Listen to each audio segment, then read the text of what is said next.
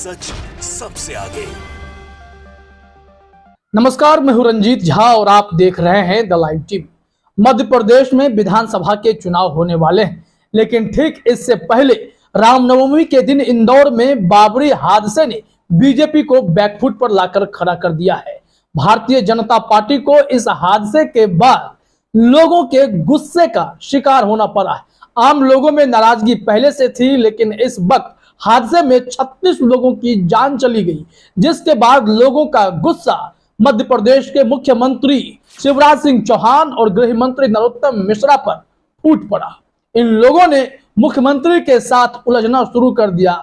धक्का मुक्की के शिकार खुद मुख्यमंत्री और गृह मंत्री तक हो गए। लोगों का गुस्सा चरम पर था।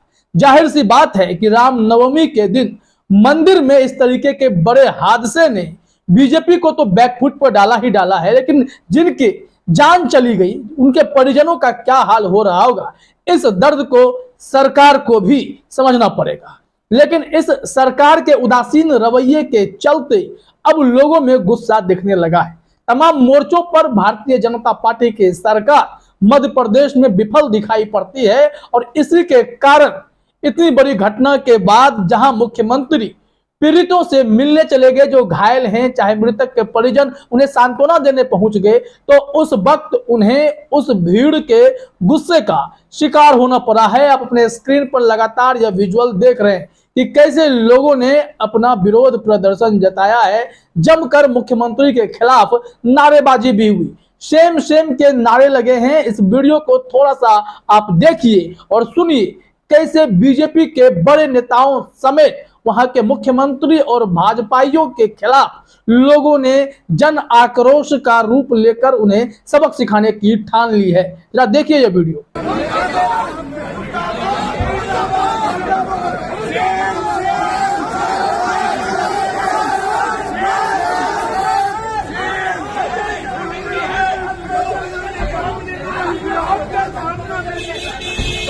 तो देखा आपने, मध्य प्रदेश में विधानसभा चुनाव से पहले इस तरीके की घटना ने बीजेपी को सकते में डाल दिया है।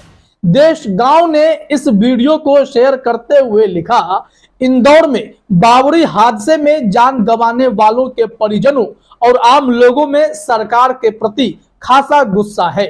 शुक्रवार को मुख्यमंत्री शिवराज सिंह चौहान, गृह मंत्री डॉक्टर नरोत्तम मिश्रा को लोगों के इस गुस्से का सामना करना पड़ा। इस दौरान लोगों ने शेम शेम और मुर्दाबाद तक के नारे लगाए।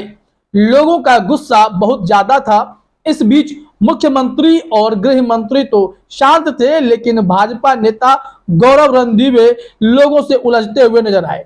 यहाँ पे जो भाजपा के नेता गौरव हैं, उन्हें लगा कि वो भीड़ को जो है कंट्रोल कर लेंगे, उनसे लग गए उलझने, लेकिन भीड़ काफी गुस्से में थी।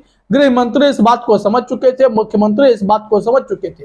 तभी तमाम सवालों के बावजूद भी मुख्यमंत्री शांत बने हुए थे। वहीं गृह मंत्री की भी बोलती बंद दिखाई पड़ रही थी। यह कहीं ना कहीं राजनीतिक रूप से नुकसान तो है ही, लेकिन मानवीय आधार पर भी इसे देखें तो सरकार और सिस्टम की कमी का भी इसमें अंदाजा लगाया जा सकता है कि आखिर इस तरीके के मंदिर का जीर्णोद्धार अगर करने की जरूरत थी तो फिर इसका जीर्णोद्धार क्यों नहीं किया गया? कैसे बाबरी की छत गिर गई और वहां पर मंदिर में इतना बड़ा हादसा हो गया?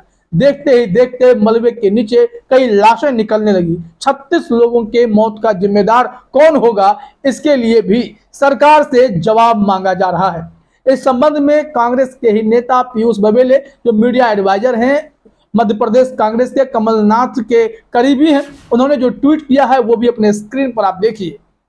पीयूष बबेले ने देशगांव की ही खबर का लिंक शेयर किया है। इसमें उन्होंने लिखा है कि इंदौर हादसे में 36 की मौत, सीएम शिवराज और गृह मंत्री को झेलना पड़ा, लोगों का गुस्सा, लगाए गए शेम शेम और मुर्दाबाद के नारे। अब जरा खबर में भी देखिए कि यहाँ पर क्या जानकारी दी गई है, क्योंकि जिस हिसाब से यहाँ पर घटना घटी है वो भाजपा सरकार और उनके सिस्टम की कमियों को भी उजागर करता है कि रामनवमी के मौके पर अगर वहां पर इस तरीके का आयोजन था तो फिर वहां सारी चीजों को पहले दुरुस्त क्यों नहीं किया गया, या वहां कुछ चीजें जर्जर थी जो गिर गई धराशायी होकर, उसका आकलन क्यों नहीं किया गया था। तमाम ऐसे सवाल हैं जिसका सीधा जवाब सरकार और प्रशासन से ही लेना होगा। ऐसे में वहां मौजूद भीड़, मृतकों के परिजन, घायलों के परिजन का गुस्सा मुख्यमंत्री और गृह मंत्री पर फूट पड़ा।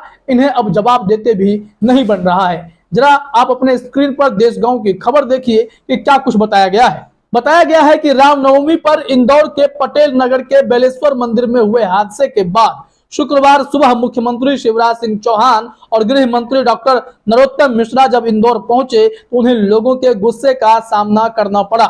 इस दौरान लोगों ने सरकार और प्रशासन के खिलाफ नारेबाजी भी की। लोगों का गुस्सा देखकर मुख्यमंत्री और गृह मंत्री कुछ असहज हो गए। इस बार गृह मंत्री ने मीडिया कर्मियों के पूछने पर भी कोई बात नहीं की।